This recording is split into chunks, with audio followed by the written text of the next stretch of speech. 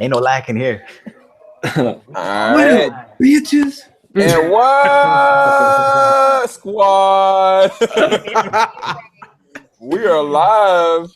What's going on, everybody? This is SEL0320 representing JVS. I got our full house tonight. We're about to talk some spoiler discussion with Rogue One. We have in the house Anthony, Jonathan, Jor-El, Mike. You guys go ahead and announce your channels if you can. Just You made this out and let me go on first, fam. Now nobody don't speak at one time now. Who's gonna go first? whoever just spoke first should go first. True that. All right, my bad. Who that Pokemon? Dun-dun-dun. Just joking. Hey,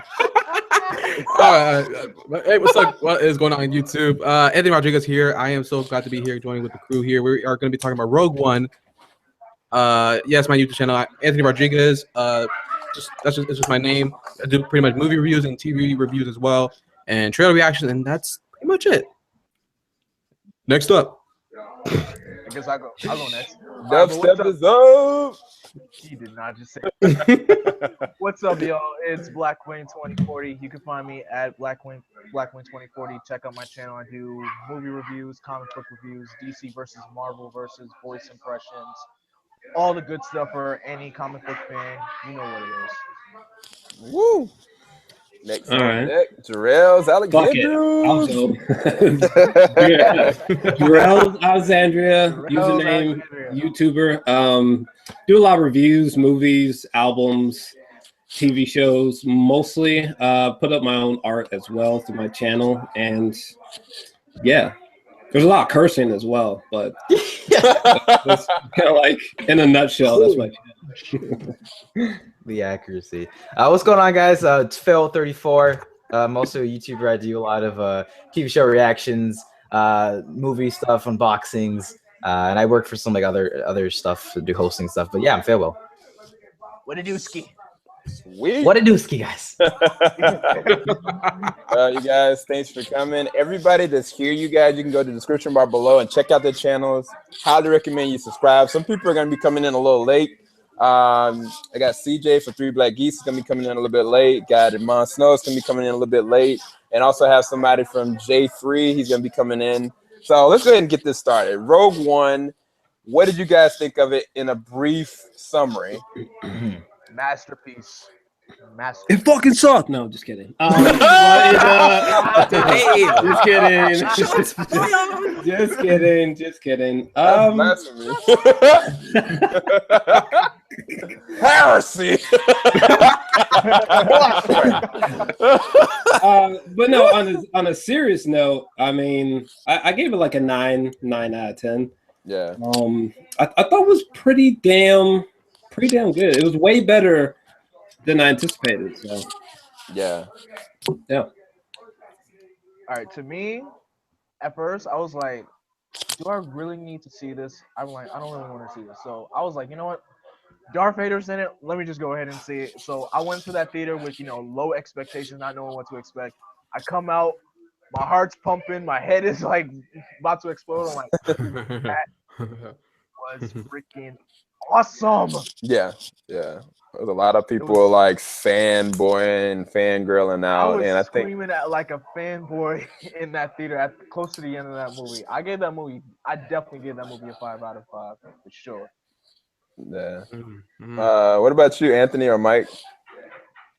I liked it a lot. I did like it a lot. It's definitely a game changer for Star Wars fans, and it's definitely a Star Wars fans, wettest dream that they could ever could have imagined, like with the canon and like everything that they ever could ask for, and it definitely had a Battlefront feel to it, for me personally, but I love the grittiness of it, which is something that we haven't seen in Star Wars in like a long time. But I'll get to like other things I also loved, but I want to hear what you guys think about it as well.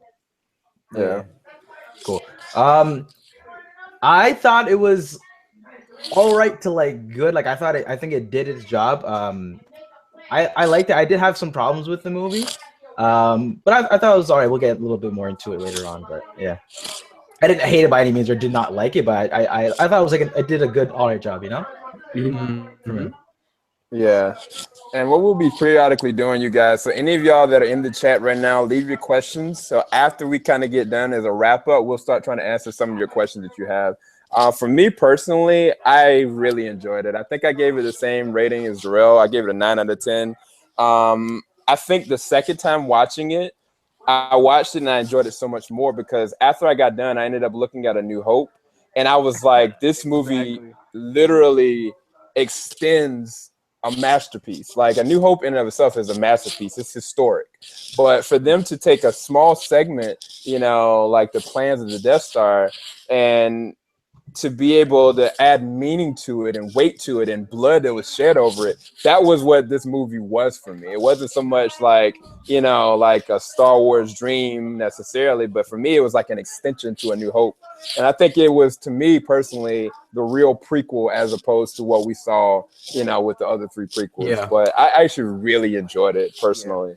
I guess what we'll do is we'll go ahead and into the story. In terms of the story, you guys, positive or negative, like, and you can expound on that you personally however you want to, but you can go into the positives about what you thought about the story. You can go into the negatives. I know, Anthony, you had talked about tonally, this is a lot more darker, this is a lot more realistic in terms of war. This is the first, in my opinion, incarnation of war on this franchise universe. So I don't know, what did y'all think about the story from a positive or negative perspective? Are you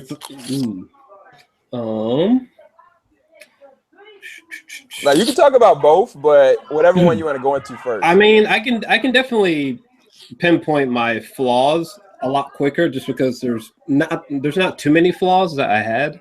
Yeah. But there were 3 that definitely kept it from being a 10 personally. I thought that the CGI faces of Tarkin and Leia just did not work for me personally. It's not that were they CGI? I didn't know they were CGI. Yeah. Their faces were CGI at the very least. You know they're good for him, boy. He didn't even know.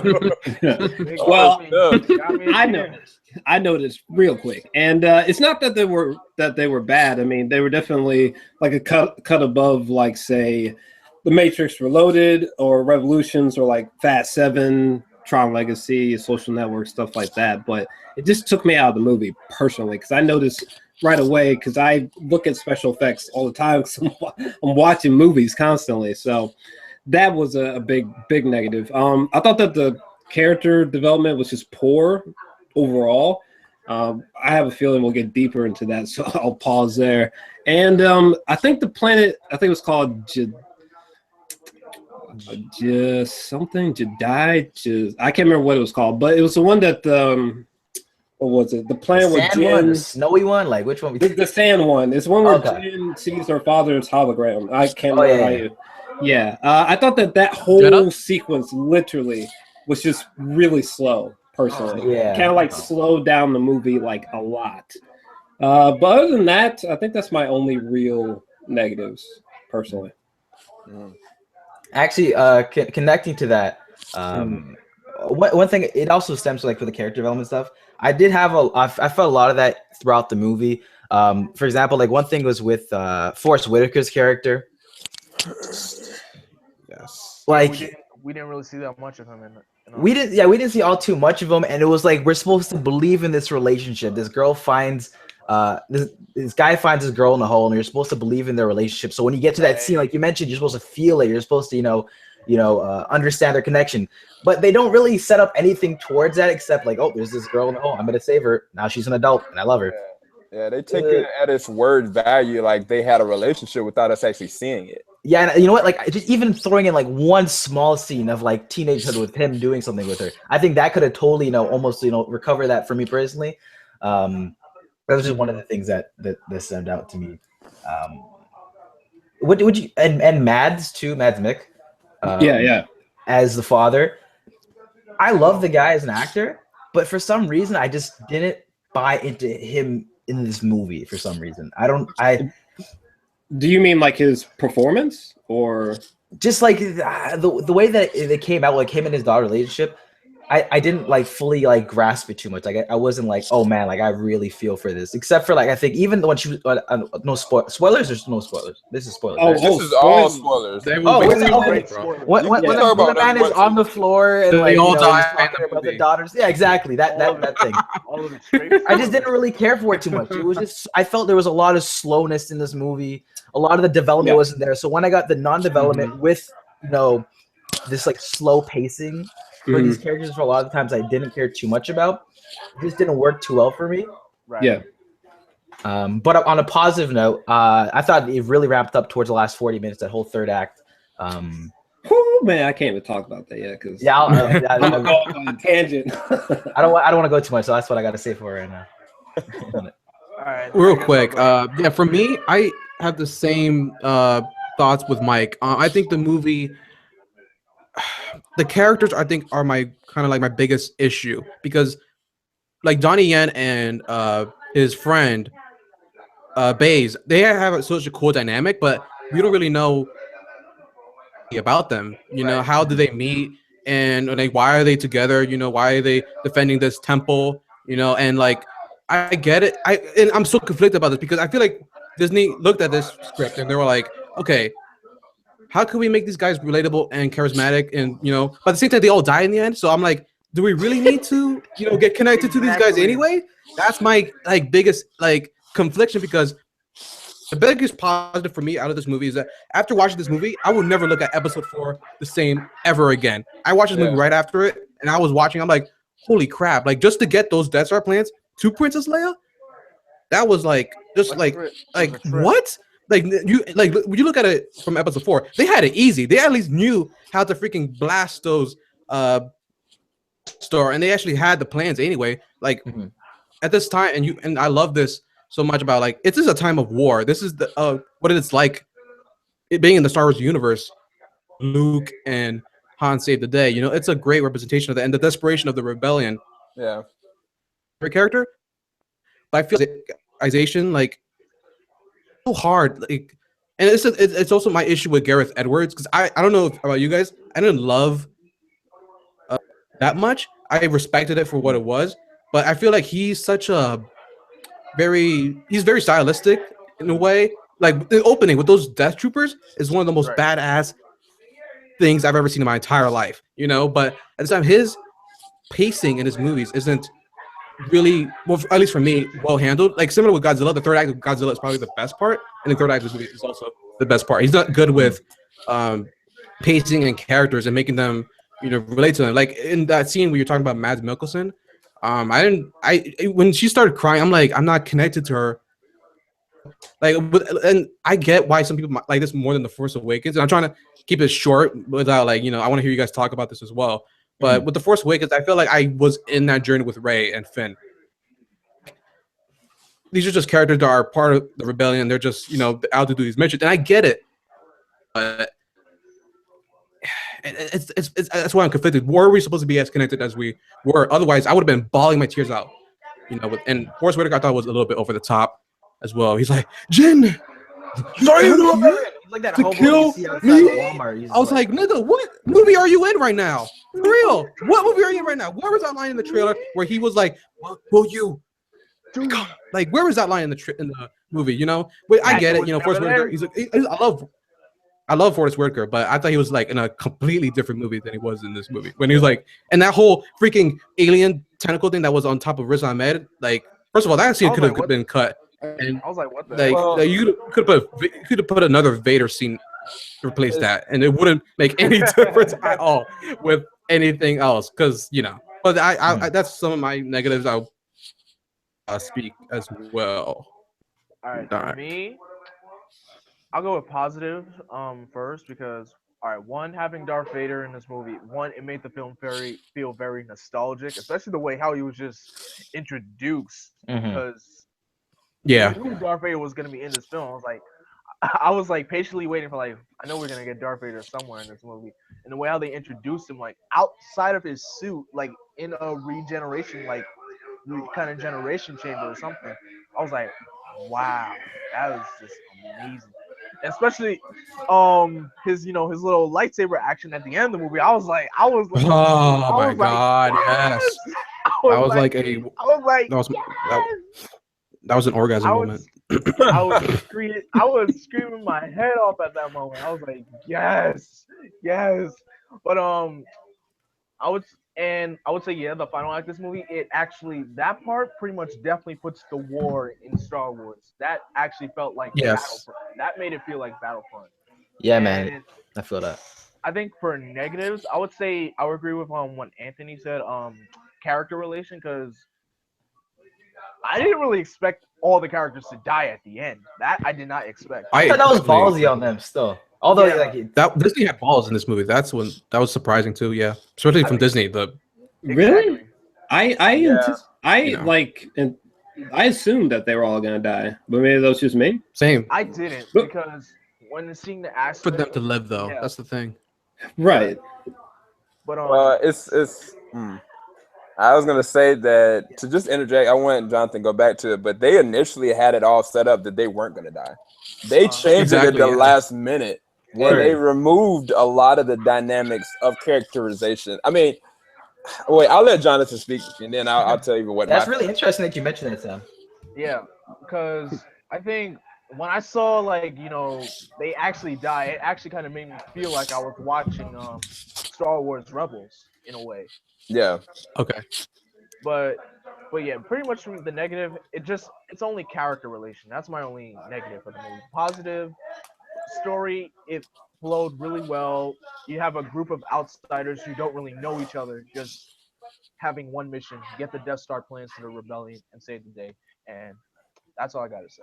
Yeah. I mean, I think Mhm. that from my positives and negatives, they intertwine themselves. I think that Gareth did an amazing job building these characters in the perfect kind of setting and the perfect kind of place. What I mean by that is you got like characters that have been beaten down.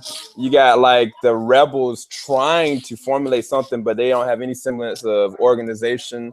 They are, stressed out. They are war ridden. Even like the dynamics of the villains, like with Krennic and having like Tarkin in this in and of itself, they have all the perfect pieces there. And I think that what Gareth did, he built the perfect kind of world for these characters to thrive, but he didn't do anything with them necessarily. Like, I think that every single one of the characters were very interesting. And I think that's the reason why the movie worked. Like, not only did they have great actors, but they actually had like great setup for each one, but they didn't do anything with them. Like, take Saw, for instance. Like, yeah, the first sequence we get to see was Forrest Whitaker finding her in the hole, and we don't see him until later on, but we don't have any understanding of why did he get so crazy? Why did he get so messed up? It wasn't until I looked at the movie again that I was like, man, this dude has been fighting. Like, this dude has been in the war, and we're going to probably see it in like the Rebels TV show, but we're not going to see it here. Yeah. And they changed that because they wanted to make the plans of the Death Star more symbolic of why this movie was even taking place. That there is no need for sequels to this movie. This is just one finite event that platformed into A New Hope. And I think that's the reason why they killed the rest of the characters. But in doing that, they had to remove a huge chunk of each one of the characters. And I think that that's where everybody's kind of felt fault in that. But I mean, I even with the characters that were there with Jyn, with the robot, with all of them, I thought they were all intriguing. I didn't think that they were boring characters. It's just we don't know enough about them. Like Donnie Yen's character, I wanted to know, did any of y'all think that he might have been a Jedi at one point? And you just don't know? I think he was just force sensitive. That's how I interpreted it, No, I I heard mean, something about him possibly like he was a Jedi initially or something, and they switched it, or was that? I think it was Jyn. well, Jin's mother was initially she's force sensitive. Yeah. she was initially a Jedi, and then they changed it to make her more force sensitive. They wanted to remove any kind of form of Jedi at all in this film because they wanted to feel like the real desperation. There wasn't going to be this quick fix from somebody, that was Skywalker inspired, which I to the credit of the movie, that's great. But let's go into, I guess, the characters. So who was your favorite character and what was their most epic moment for you in this film? For me, it's tough because like they all have like cool moments, but for me, Diego Luna was definitely my favorite character. I love Diego Luna since Y Tu Mamá También with Alfonso Cuarón. Like his character represents the rebellion at that time and how desperate they were. He set up the tone of the movie. He was talking to that spy, and he has that broken arm, and okay, it's gonna be okay. And he shoots him. That was when I realized, Crazy. you know, in the bag, he's just like, you know, it's gonna be okay. Bah! And then, you know, that was like he set up the tone for me. And that moment, and it's the reason why he was my favorite character because his speech to Jyn when he's like, you know, saying, look, these guys behind me, they're assassins. You know, we've done a lot of terrible things with for the sake of the rebellion, and we're gonna go out and we're gonna help you find these plans. So character out of everyone. You know, he had the best moments for me, you know, but you know, that's just me. Yeah. Anybody else? Favorite character? I think favorite character was probably K2SO for me personally. Yeah. But it's weird though, because like I really like Diego Luna. He's like probably my second or like something equivalent. But it's funny. I feel very differently about the characters. But anyways, I think maybe K2SO is probably my favorite character. He had the best character development, personally. Yeah, of everyone. I just like I just loved his personality. I thought it was hilarious. He was relatable. He got that C-3PO in him. That's what he got. Yeah. I think speaking of Jor-El, I think my favorite character too was probably him as well. K2SO. K2SO. My apologies. It's a hard name to remember. Trust me. I felt like I think initially I didn't like him, but as the movie progressed, he slowly started to, you know, just build on you. His jokes. I thought I'll be honest. One of my negatives was I actually thought some of his humor and stuff didn't really work all too much in the beginning for me personally. I was just kind of like, who's this fucking robot? Like, I don't really fuck with this random interjected humor that doesn't fit. And I think maybe that was done purposely to make you grow with him as the movie progresses. Because by the end, I'm like, yo, like I mess with him. Like, that's my person. That was me personally. I like them the most probably out of anyone. All right, anybody? Not including Darth Vader because that does not count. Right. Oh, wait, no, that's gonna be a conversation in itself. We just bear with me. All right. For me, I would have to go with Donnie Yen's character because, in a way, he kind of felt like even though he wasn't a Jedi, but he kind of fought like one as well. I am the Force. The Force with me. I am the Force. The Force with me. That's a beat right there. Exactly. But his character, I felt like his. No one wanted to beatbox when he said that in the movie. I was the only one who was doing it in the movie. Yeah. In the theater, I was the only one doing that. Sorry. To his character, I felt like his character was the most entertaining to watch next to K2. But as for action scenes wise, I forgot what Donnie's his friend's character's name was. I forgot what his name was. Baze. Baze. Yeah, Baze. But I had to give it to Donnie Yen because the way as a person, how he just, even in the line of fear and disaster, he always had like hope in everything. He always, him and his friend, I'm with one with the Force with me. I'm one with the Force. But yeah, I definitely give it to Donnie Yen. You had the best death too. So I thought that was pretty sad. It was. Yeah. I was like, no, I really do not want his character to die though. Yeah, man, they all died pretty bad. It was like dominoes. It was like 1, 2. I'm like, oh word. Like. I mean, that pilot didn't have to die. That dude could have chunked that grenade out of there, man. He wanted to die. Exactly. Oh my god. I'm like, dude, roll the grenade. I mean, well, this is a positive and a negative, I guess, because I was gonna go into my favorite characters, but like characters like him, when he was getting interrogated by Saul, you know what I'm saying? Like, there were no ramifications necessary to what happened to him. We don't know what happened to him mentally. I assumed that he was literally going to lose his mind, but then they just acted normal. And I was like, I feel like a part of that has to do with the reshoots and the changes of the ending of the film. Because, I mean, if there was something wrong with him, that would make sense that he wouldn't throw and chunk the grenade out. Like, he was only but so limited to be useful, you know, and that would have made more sense, but they didn't go there. But I mean, for me, K2SO definitely was one of my favorites, but I would say that Donnie Yen was a close second. I think that K2SO, he was just a douche. Like, he was a jerk. I mean, the very first scene we see with him is he choke slams Jyn down. It's like, trying to save you. Let us save you. I was like, and I mean, wow. I think the thing about it is that each one of these characters, I understand their role. And then what they became, I thought was very intriguing because he was a death robot. Like he wasn't supposed to be somebody to help somebody. Like he was supposed to be there to kill, you know. And he all throughout he was being inspired, and he was being changed from the inside. Even as a robot, he was inspired by Jyn. That platformed him to sacrifice himself for their cause, because otherwise that wouldn't have made sense. Nobody told him he had to do any of those things.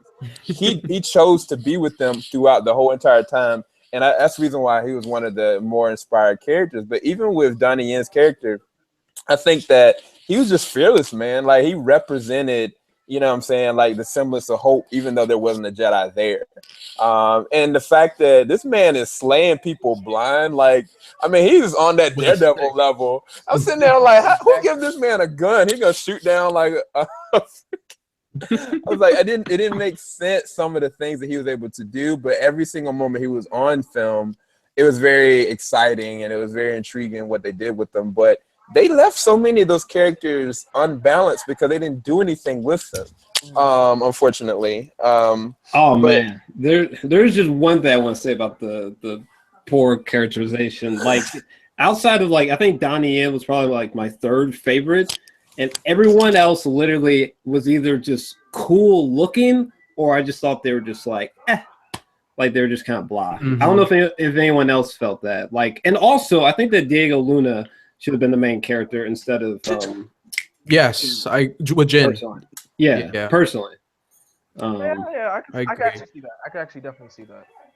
Like I don't mind them having strong female characters as their leads. I mean, but I just like Jyn wasn't that character to be the lead, you know. I get her father created, you know, the Death Star, but it didn't fit for me. I mean, I think I'll disagree to a fault. I don't have a problem with her being the leader. I think that, you know what I'm saying, like from where the second time I watched it and I watched the way that her upbringing was and like how close, you know, Krennic and her dad really were, things that she learned from the trade, her being locked up in prison, like she knows how to survive and she's a roughneck. Like, I mean, the first interaction I saw with her battling, you know, against the stormtroopers, she went to work. I mean, like she's a very strong character. They kind of made her kind of the martyr, unfortunately, towards the end, because she has some very inspiring moments. And I think that even to Felicity Jones's credit, that scene with the hologram, she committed to it, man. Like she did such a good job with some of the moments where it's just her eyes and just her gestures that really bring out the scenes.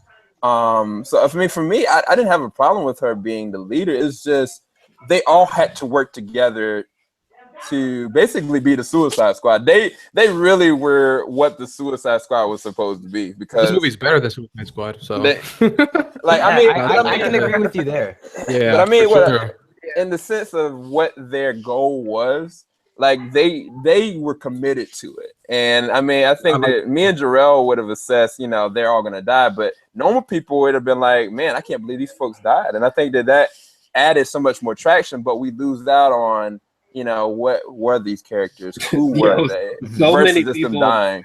So many people were like that. There was this little kid next to me, and every time a main character died, he was like looking at his dad. Wait, what? The fuck? Wait, what the Daddy, fuck? what happened? Like what? I think I remember. I swear, I think I heard this one kid be like, "Oh, okay." Like, Dad, he's gone. Yeah. What happened? Why did he go today, Dad? Nah, but no. Everyone can say, why didn't he get on the ship when Saw didn't get on the ship? Oh yeah. I was like, yo, where did I? Like, why didn't he? Oh yeah. I mean, maybe I thought that maybe like 1 or 2 people would have lived, but I was for sure anticipating like a Magnificent Seven in space sort of scenario, personally. Yeah. The reason why it shocked me, well, not, I felt like if they don't die, then they're not gonna do the movie justice because it wouldn't make any sense for any of them to be alive. Medals, in episode 4, who was the one that was there? It was Han, Luke, Chewbacca, and them. I get it; they could have, gone to a different planet somewhere, but they're part of the rebellion. They've interacted with Mon Mothma, and they'll just CG them. I mean, they could have, but they could have. Well, I'll put this scenario for you. Then they could have lived. Like, say if 2 of them lived, right, and Darth Vader knew who that person was, they would have gotten hunted down forever. They would have had to been in protective custody forever. So they could have lived. They just, they just would be like what Yoda was. They had to be in like a hole somewhere, and I think that could have played out okay. But they just chose to go with that route. But let's go into something a little bit more upbeat. So the VFX, you had said, Jor-El, about Tarkin and a notable person that will always be remembered as a legend, Princess Leia and Carrie Fisher. What did y'all think about the characters that were the Easter eggs? Like, Tarkin is one, of course. Princess Leia is a notable other. What did y'all think about the different Easter eggs? So any of y'all that are Rebels fans or any of y'all that are fans in general of Star Wars lore, did y'all pick up on any of them? I can name off some if you want. For me, because I went with a friend of mine who's a huge Star Wars fan. And during the final battle, we were, with the Rebel pilots, he was actually able to point some of them out. And as I was watching, I was like, wait a minute, some of these pilots look familiar. So like, I think I know what they were doing. And whatchamacallit, that those 2 smugglers from A New Hope that got their hands the doctor from the bar that Obi-Wan cuts his freaking hand off like a boss. It was like we don't want any trouble. I was like, oh snaps, I know who they are. I was like, oh man. Just seeing how this movie packed so many Easter eggs in this movie for A New Hope, I was like, yo, they really, really stepped the bar high in this movie. But yeah, those were the ones I pointed out. I think the CGI is revolutionary for me personally. I think by next year, it's going to be really amazing what we're going to be able to see creating humans, especially if you've seen Westworld and how they were able to like use CG to make actors look younger. Same thing with this one. I was like so amazed how like it was noticeable for sure, but I really appreciate it because if you read Tarkin, then you would know if Tarkin was not in this movie at all, none of this wouldn't make any sense. It would not make sense for him to not be there at all. And I just think that was weird. And like Red Leader, their cameos was so cool. And they got and I think that's footage from the original trilogy. They did. From what I've heard. They did. That's crazy. Wow. It's crazy that they did that. And that you see it's real. It's unused footage from the original, and they put it in this movie. I was like, that's so cool. They should have just got Michael Shannon to play Red Leader because they look exactly alike. But that'd be funny. But I love the cameo from Ghost, the Ghost you see from Rebels. Bail Organa, see Bail Organa there as well. Right. From the prequels. And am I the only one who thinks that planet that Vader was on was It's the Mustafar system. Mustafar, right? It has to be Mustafar. They confirmed it. That was the only scene in the movie that didn't have a subtitle next to it. So that's kind of crazy that he's in the same place that Obi-Wan, cut his freaking legs off. He got freaking burned. That's I love the cameos, and the Princess Leia cameo was necessary, and even the soldiers from the beginning of episode 4 being there, and the way it looked like it was exactly from episode 4, which blew my mind. Like it's like they look the helmets, the uniforms were freaking amazing. Really, it was really impressive, and I loved. It didn't feel forced, which was something that really surprised me. I expected cameos. I was expecting like a Han Solo cameo for some reason. I'm glad he wasn't in the movie because that would have been kind of, like he doesn't need to be there. But I really appreciated all of them, and it really, you look differently after watching those cameos. When episode 4, like the guys from the bar, like wait a minute, didn't Jeddah get how they're Tatooine? But that's okay, but in episode 4. So I really appreciated those Who things, knows? man. They Dang, Anthony, you just went over all the Easter. I'm sorry. He's like, I just checked off everything. God damn. exactly. I wanted to mention it just in case anyone forgot. That's why. Sorry. Mike and Jarrell, y'all got anything? Y'all Yeah. I can make mine pretty quick because anything outside of the films, I am completely ignorant of. Like the canon, I don't follow that whatsoever. It's just by happenstance. It's not like but so I don't know anything about that. But in terms of the Leia and Tarkin stuff, I mean, it was cool. It's just for me, the technology is just not there yet. Like we're not even close. Because if you had taken those same CGI'd faces and put them in like a desert, direct sunlight. If you had done certain things, and I think people have been like, oh, I can see what Drill's talking about. But they did it well. Like it wasn't bad, you know what I mean? But specifically the cameos, the Tarkin stuff I thought was kind of eerie more than anything else. I was actually kind of weirded out by it because like this fool's been dead since like 1994 or something. Yeah, 94. The actor, Yeah, Peter Cushing. So I was just like, what? It was kind of like where did that. he co-sign that? Where did he sign the signatures? That's what I'm saying. It was just like that. What was that weird shit that Tupac hologram thing? That's what it kind of reminds me of. Like it's like that's I don't know. It's just weird. The Leia thing was, you know, the CGI not that convincing to me aside. I thought it was genius. Yeah. Like it was perfect. It was perfect setup. Easy to point out. It was easy to point out. Yeah, I know some people were like, "Oh, her saying hope was cheesy." I was like, "That's kind of nitpicky." No, I thought it fit pretty. I thought it fit pretty well. Shoot, she had to say nothing. I just saw her and I was like about to start crying. I was like, "Gosh, know, damn." right? That was awesome. Yeah. Yeah, like Mike? so like for me, it's a mixed bag. Like I'm really conflicted. Like I feel two ways about it. On one hand, like I was in the theater like once, the last like they really like splurged in the last like 5 minutes of this movie with fan service. They were like going. I loved it. Like when I saw the Darth Vader, I was like my reaction videos. I was having a great time. When I saw Princess Leia, sorry, I was like, oh, this is cool. And I thought about it a bit more. And I was like, you think about the whole movie and stuff. And I'm like, I loved how it was. They did the fan service and whatnot for, for those Star Wars people and everyone out there who's like diehard. This was like an adult Star Wars film for all those people who wanted it. Exactly. But I wanted more from the actual characters in the new movie stuff. That like I kind of wish they didn't like depend so much on the fan service and like the nostalgia like so much. So you would have rather preferred more of like outside of the. You said you wanted more from like the new characters.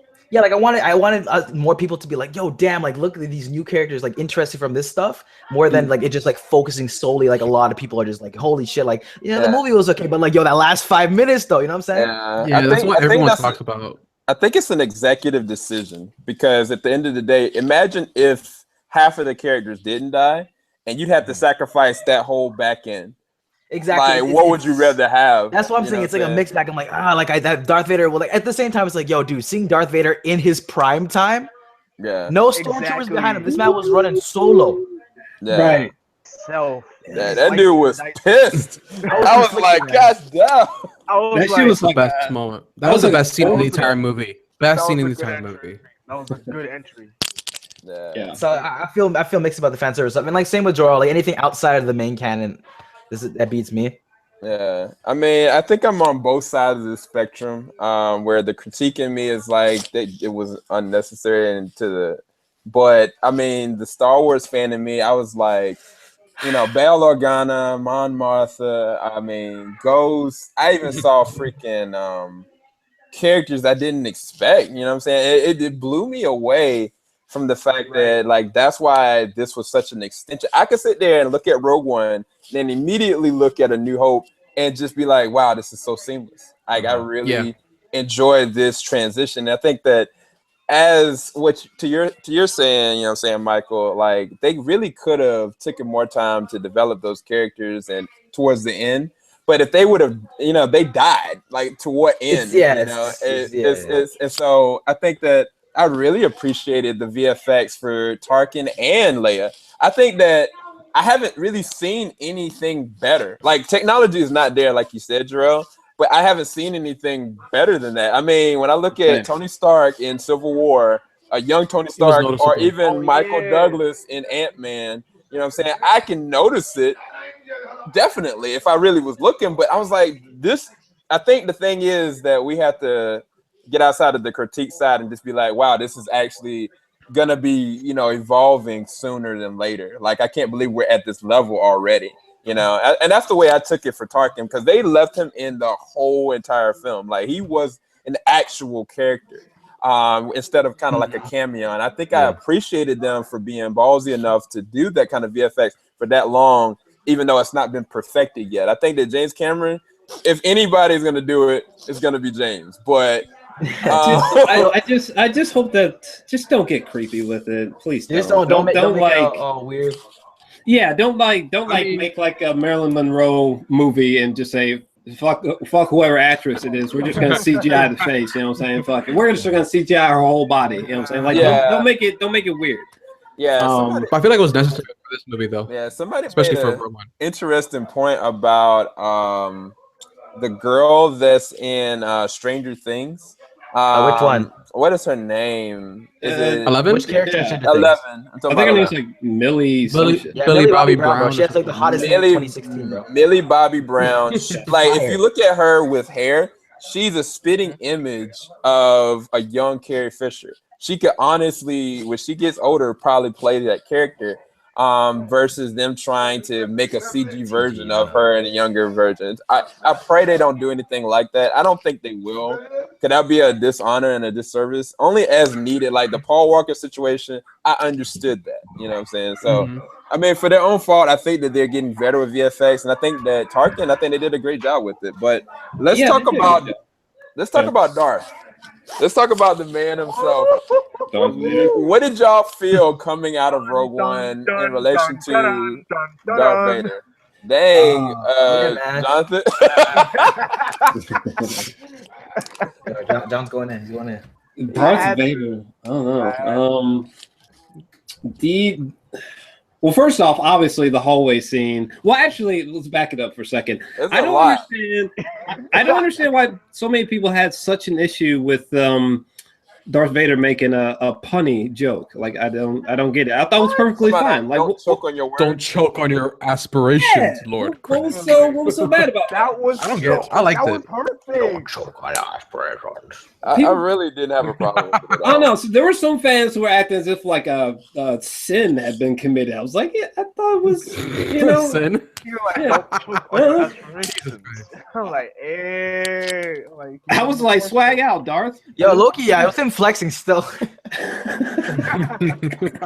Oh my gosh. So, like, I mean, they had him in the tank, y'all. Like, first off, he was on the Mustafar location. He was in a castle. And I think, for me personally, as a theory, I think that he wanted to stay in the place of his failure, so he can grow on the dark side. Like, he feeds off of his own failure. That is so badass. And it's I mean, he's got to be in perpetual pain all the time, given that all his limbs are gone and from the burns. So it's like, it would make sense to him being in the place of his own failure. Kind of like Batman. Batman is staying in a cave, even though he was initially afraid of bats, you know? So I understood it, and it was so awesome to actually see, you know what I'm saying? Like, I was like, watching him coming out of the tunnel and out of the water, I was like, this dude is a beast.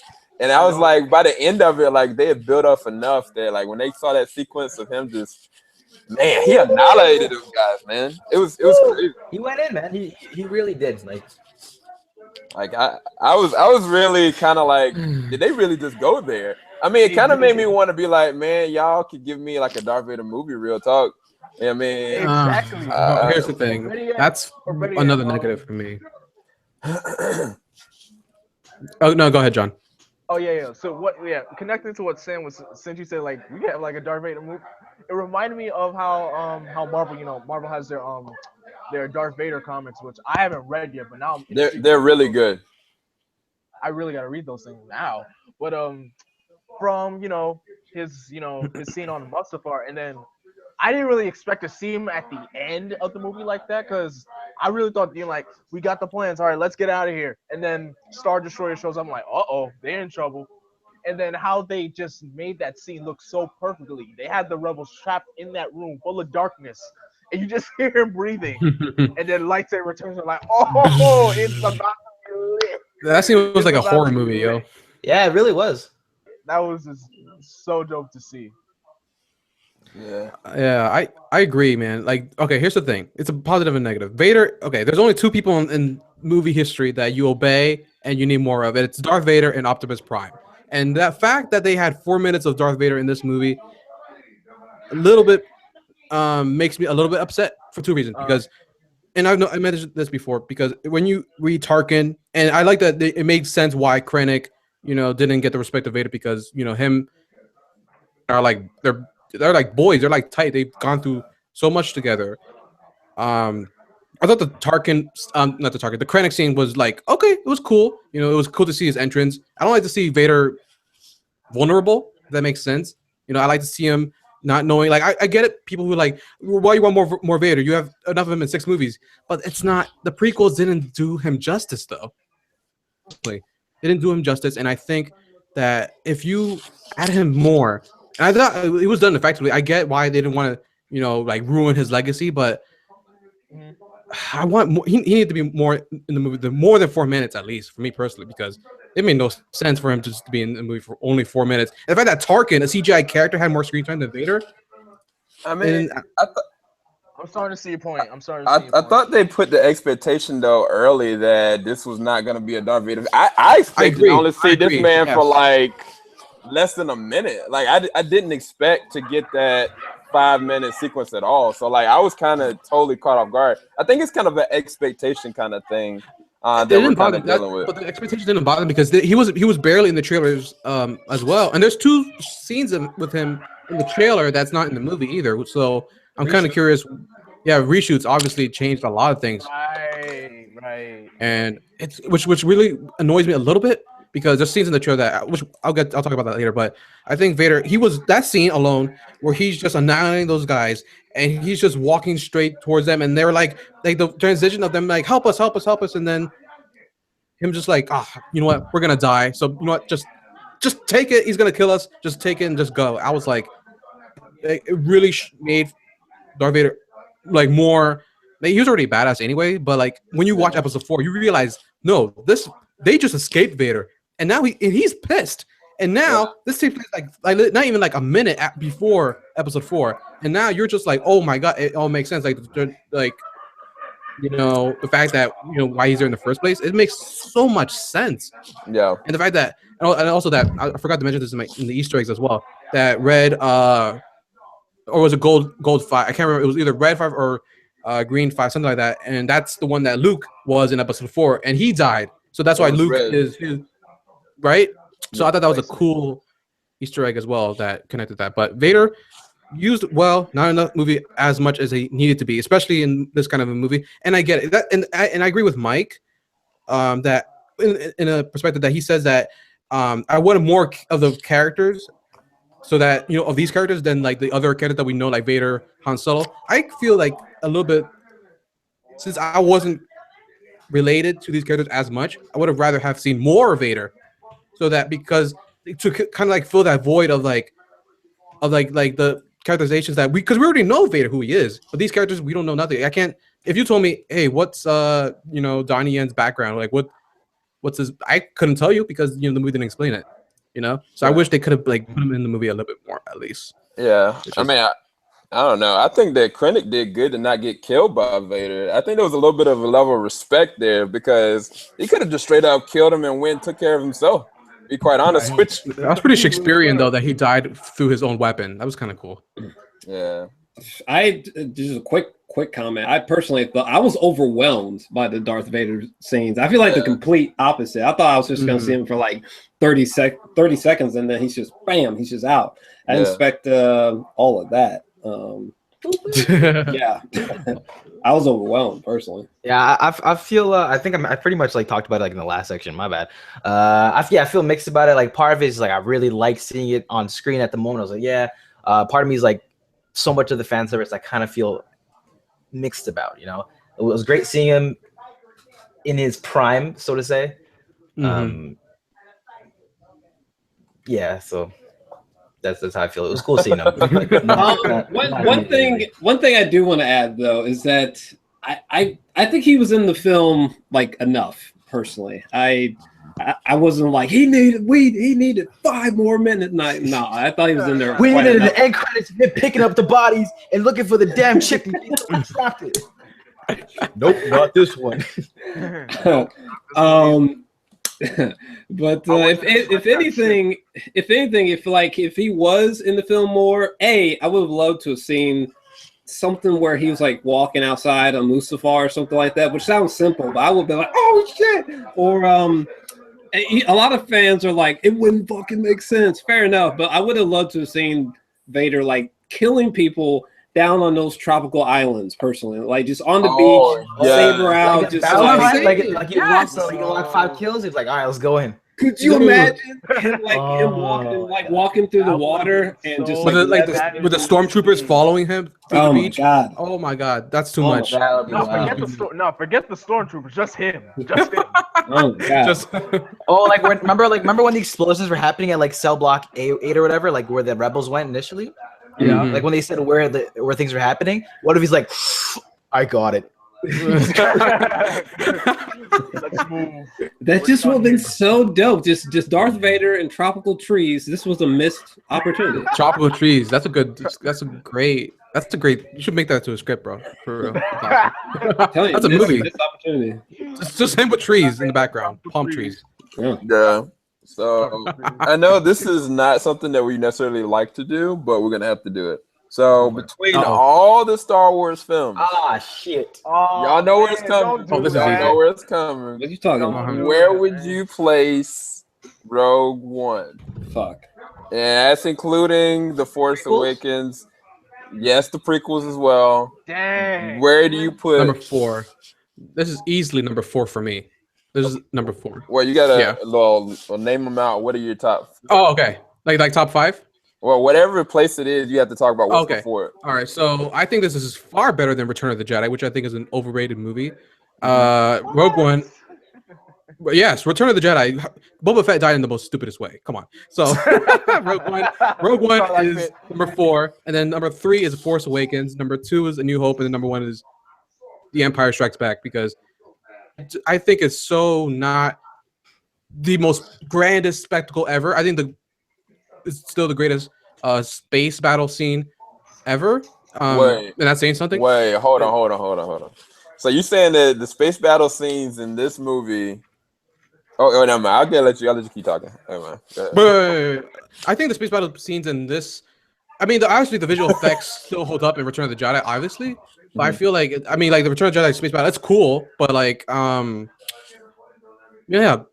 man, come on. How do stormtroopers beat Ewoks? It makes no sense. But Ewoks it's just a little. That's all I can say. All right, Mike. Just like go ahead. I feel you. I actually feel you on that one note about what's it called? Return of the Jedi. Like I'm on the same boat with you there. I wasn't the biggest fan of that one in comparison. So if I had to say where Rogue One is, it's above the prequels for me. So the prequels go, the bottom 3. It doesn't matter the order. They catch them. Number 1 would be New Hope. 2 would be Empire Strikes Back, and I think I like Rogue One better than I like the new what's it called? The Force Awakens. Force Awakens. So 3 would probably go to probably Return of the Jedi. I think Return of the Jedi and Rogue One would be up for debate for me between those 2. I think they'd be tied. So like the 3rd or 4th spot would be for me. All right, for me, man, I said Force Awakens really blew it out of the park for me. But after seeing I put Rogue One at number 2, with Force Awakens still being my number 1, and then having Return of the Jedi, Empire Strikes Back, A New Hope, and then scrolling down 3, 2, 1. Of course, Phantom Menace is definitely at the bottom of the list. Everyone knows that for sure.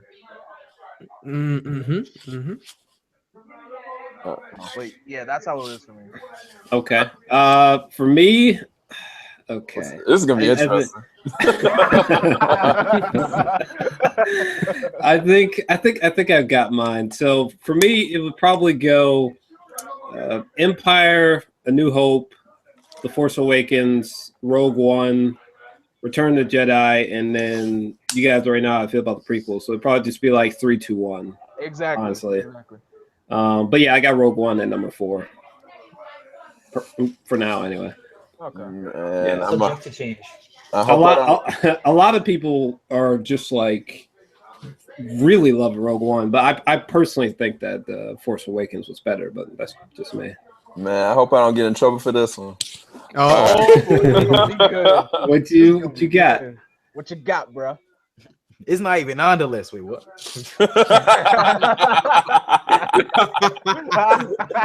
Yo, I didn't seen episode 8, fam. Nah, I'm just messing. But no, for me, it would be number 1, be Empire Strikes Back, of course. Of course. But man, I'm gonna get some flack for this.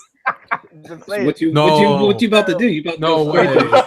No way, Sam. Bro, No. I hope you're not about to say what I You're think you're saying. saying. We're about to hear the mic drop. Okay, go ahead. Hold Wait a minute. I know he's not gonna say what I think he's gonna say. Are you for real? Are you for real? Yo, opinions are cool, man, but I'm watching you.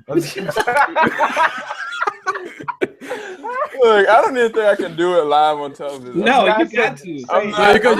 I'm I'm not judging, bro. I'm not judging, bro. Sam, we are not moving on until we hear this list. You know what I'm saying? That's facts. I don't think I can do it. You got to. Go ahead. If you like it better than New Hope, then it's fine. It's fine. Yeah, I mean, hate is good sometimes. You know. Well, okay. This is the whole thing. It gives you. A New Hope has been extended for me personally because of Rogue One. Like, I feel as though A New Hope is a better movie for me because I mean, I wasn't born in 1978. You know what I'm saying? Like, I remember looking at A New Hope a long time ago, but you know, it didn't resonate with me until Empire Strikes Back. But now, you know, the symbolicism and so much more intrigue behind it. Ah, man, this is so stupid. We're getting choked up, bro. Right, I'm trying to do this. Just let them know. You're the one that wanted to make the list, bro. Come on. Look, this is what I'm gonna. You got this. You got this. Now you know what it feels like. This is how I'm gonna say it. This is how I'm gonna say it. Just do it. A New Hope Just do it. and Rogue One are tied for number 2 for me. Okay. Okay. And The Force Awakens is my number 3. I'm carving it out. I'm not doing it because I can't sit there and be like, all right, A New Hope is better than Rogue One. I feel like it just adds an extension to A New Hope for me. Right, so right. it's like Harry Potter, Deathly Hallows. It's like part 1, part 2. That's how I look at it now. For me personally, it's weird because The Force Awakens was my number 2 forever. Like, I mean, I was like blown away by it. You know what I'm saying? I even bought this freaking thing, like the 3D version, after I already bought the Blu-ray. I can't believe I did that. Yeah. Wait a second. Can we back up for a second? Because when you said your number 2 and when he said yeet, like that shit killed me. But so you were saying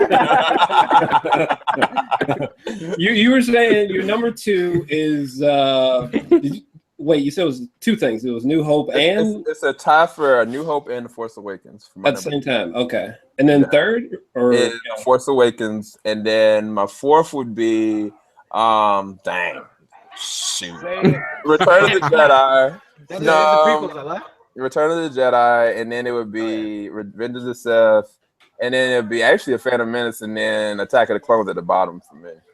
But I feel like I feel like Phantom Menace is like I don't hate it as much as everyone else. I don't know. I didn't. I mean, I don't know. The lightsaber fight is cool, but it's just compared to the other ones. I guess I think that's where it all falls down. I'd watch it right now for that freaking fight at the end. But the music. I think it's because like on TV when I was growing up, they kept playing it over and over again. So I'm like, oh shit, yo, race, buddy, race. Yeah, the prequels. I just thought the prequels were just hot garbage, man. Are you wearing? Y'all got to see his not his reaction, but his reviews for the prequels. Oh my gosh, those were hilarious. I did. Dude, he went in on Attack of the Clones. Yes. What the heck? Mario! That's why I was laughing. Wait, what happened? It's Mario. It was like legit. Oh shit! I was like, what the heck? Anyway, Where'd Michael go? What the? what did y'all rate Rogue One though, as far as a rating? 5 out of 5 when I rated it, because it really, for me, actually, I'm not feeling very interested in seeing it. It really, really knocked my socks off when I saw this movie. So I gave it a 5 out of 5. I gave it. I think I might have mentioned this before, but I gave it a 9 out of 10. I think it's like a really great film, or like a really, I don't know how to put this. Like, it's a really good film with like great moments, I guess, because the positives like outshine the negatives all day, all day. The negatives aren't that serious to me, but I just can't give it a full-blown 10. I'm not, well, some people are gonna hate me for this, but I'm not even sure if I can squeeze it into my top 10 list of the year, because that's like, it's becoming like the hardest list of my life so far for like best films of 2016. But because damn, like it's damn. But 9 out of 10. I thought it's, you know what it is? It's sort of like the movie The Usual Suspects, which anyway, it's kind of like The Usual Suspects, where like I thought it was good. I thought it was really good, but the ending just, I was like, oh shit. That's how I felt with it blew my mind. That's exactly how I felt. Yeah. Yeah, I gave it. I think I gave it like a 7 out of 10 for me. Like, I did enjoy it. Like when I say it, like I thought it did its job, you know. I thought the ending especially was, you know, really well done. Had, you know, that fan service, this and that, but I also thought, you know, some of the things was lacking character development. I thought it was to me, I thought it was like a B-. I thought it was good film in terms of what it wanted to do. Lacked in some areas, but it was enjoyable. I thought people can watch it. Did the fan service for some people to find it exceptional, and it obviously killed at the box office. So I give it like a 7 out of 10. That's good. I would give it like a 6.9 out of 10. I really, it's not a bad grade though. It's still fresh. I thought you had much higher for some reason, but I guess it's like between. I want to give it a 7 just because like the great moments, but I've seen the movie like 3 times now, and every time I watch the first and second act, I'm reminded again about the slow moments, and when they get to Edu, the movie just like gets so boring, and I'm just reminded. And then the third act picks up again, and I'm like, oh my god! And you walk out, you know, that's all you think about. But a 6.9 for me. I don't hate this movie. I really appreciated it, and it cemented a new era of these anthology movies that they're going to be doing. You know, it makes me more excited and gives more hope for me with, you know, the Han Solo movie. I want to see them do a cool like mini series on Netflix that's like really green, like an HBO squad unit of just the rebels, or just, you know, the Jedis. Like, that would be so cool. That would be so like they don't have like the fact that they killed all the characters in this movie proved to me that Disney is not afraid to take chances, and I think that this movie is really going to people look at how much money it's already made. Like, we thought that Assassin's Creed and Passengers was gonna, you know, be even with Rogue One, but nah, Rogue One it's very successful at this point, and I think they're gonna continue bringing us good stories, and it makes me excited, you know, to see, you know, old characters. We might see an Obi-Wan spin-off movie, you know. I would love to. Ewan McGregor is open to doing it, and I think that Rogue One has the chance to do it opens doors for the Star Wars universe and not make it, you know, so like inner, and then we could like expand it more. Did a great job. So yeah, actually I would just give it a 7 personally, but I really like this movie a lot. And Vader, best villain ever, man. I just wish we had more of him. So Yeah. I gave this movie, like I said, a 9 or either maybe a 9.5 out of 10. I really enjoyed it. More than I thought I actually would, kind of like what Jor-El said. It's funny though, because I don't think it's gonna end up in my top 10. Like there's so many films. There's been so many. I've seen so many films that have been just great. I'm so jealous of you, man. I'm really jealous. I'm so mad at Jor-El and JVS for pumping out all these good reviews of these good movies that I have yet to see. I really don't know if this will end up in my top 10. I don't know if it will end up in mine either, because like just the other day I saw I think I was talking about this before, but I saw Nocturnal Animals, which is really like it's really high on my list. I don't want to say thumbnail's good for that one too. It's it's like it's like just shot like right near the top. I was like, oh shit. Like Arrival, Hacksaw Ridge. If you guys haven't seen Green Room, that's an underrated movie that came out in 2016. Like it's really like it's like better than Don't Breathe for me personally. Like it's really intense. Hell or High Water, Deadpool. So a lot of people don't want to remember Deadpool. It did come out in 2016 too. So yeah, I don't think it'll make a top 10 because I mean like I think it's like up there like or 12 personally, but you never know.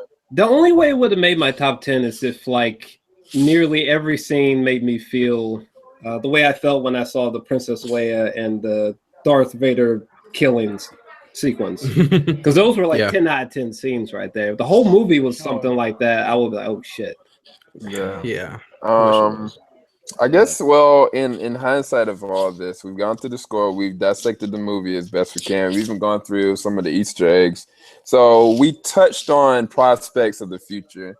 Now, the biggest thing that we have not brought up, which is really interesting, is episode 8. This anthologies, they have opened up the doors to new possibilities with, you know, a Kenobi film or something else. Like we already confirmed the Han Solo film. Personally, I would love to see a Yoda film personally. But I mean, what are y'all's thoughts on what they could do with Princess Leia's character in future anthology films? What are y'all's thought process on episode 8? Either one we can talk about. Just let me know.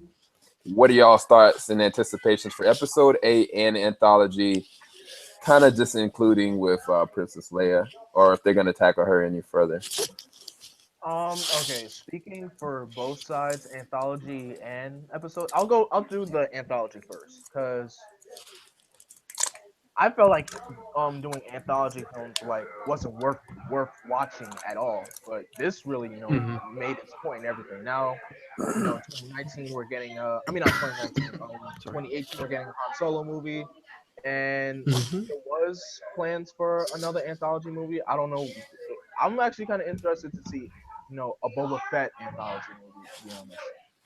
Or like Sam said, a Yoda movie, maybe even a Darth Vader movie, because we could actually see what we would love to. I know we're dying to see what Vader has been doing from once he got that suit on to once after they first started constructing the Death Star. Because we really don't know what he's been doing until when Rogue One came along.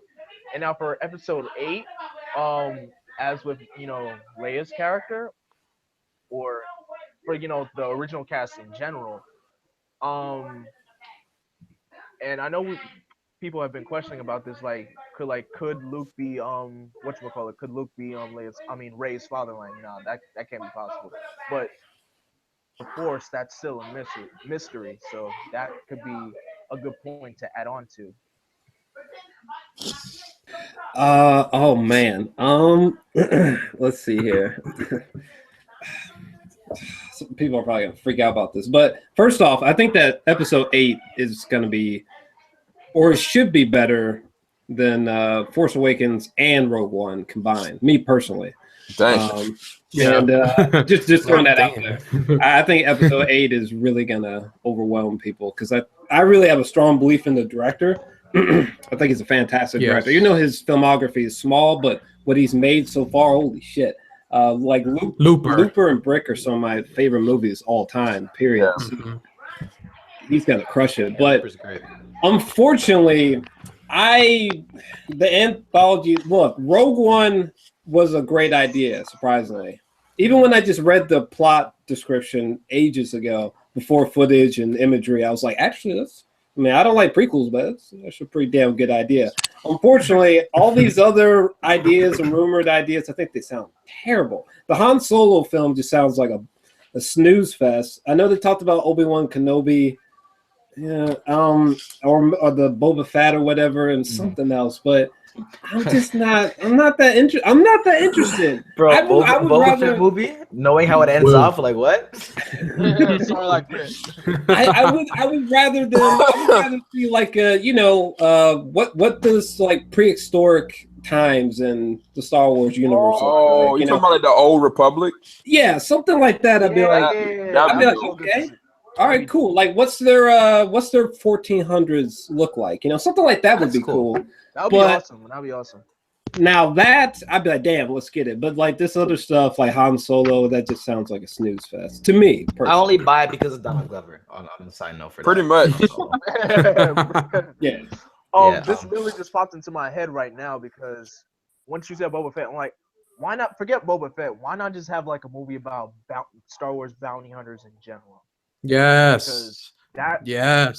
If you guys remember, the second season of Star Wars: The Clone Wars pretty much focused on the bounty hunters. Period. That whole season was like the bounty hunters as the main villain. So I feel like having a bounty hunter centered movie, that would be amazing. I know they don't really get along. They just do it for the money. But seeing a film about the bounty hunters would be so amazing to see. I wish they had bounty hunters in Rogue One. That'd be interesting. If they went in, that would have been cool. That'd be really like with bounty hunters and rebels, that would have been cool. But yeah, go ahead, Mike. Sorry.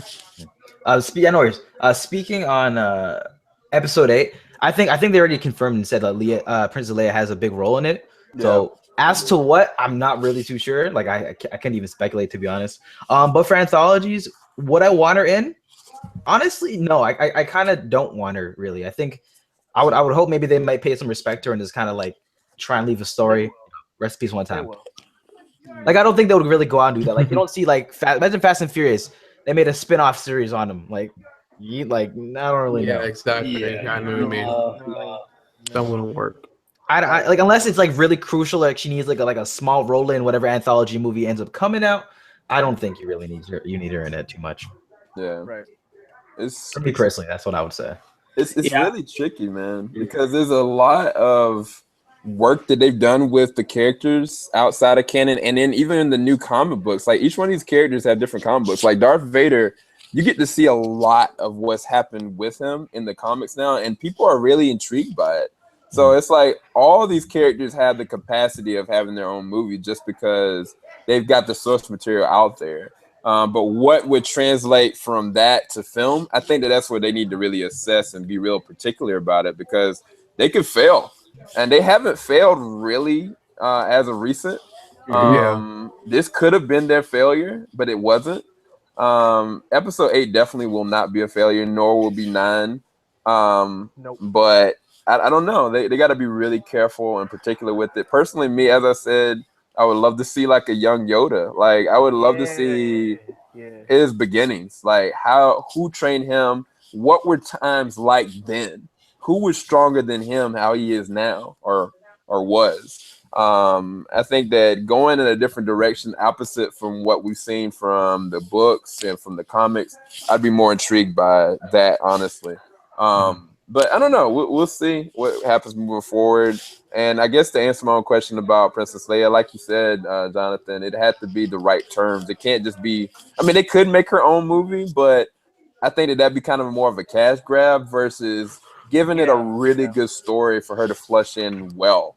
I don't know, man. But I guess we can go ahead and finish out on episode 8. What are your most anticipated things happening with the characters?